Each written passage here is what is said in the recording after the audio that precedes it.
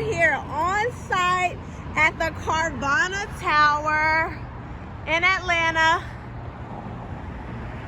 Chase, so can you tell me and the people what kind of cars are up there? Yeah.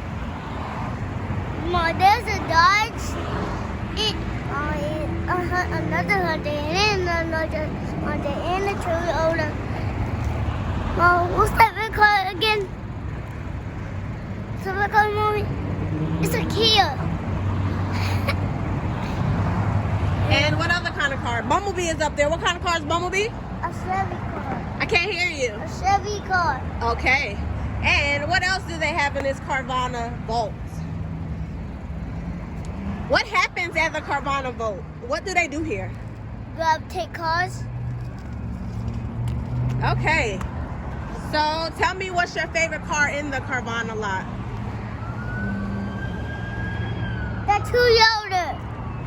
All right, well, we took a trip down to the Carvana Tower just so that Chase, the car guy, could see how great this tower looks at night.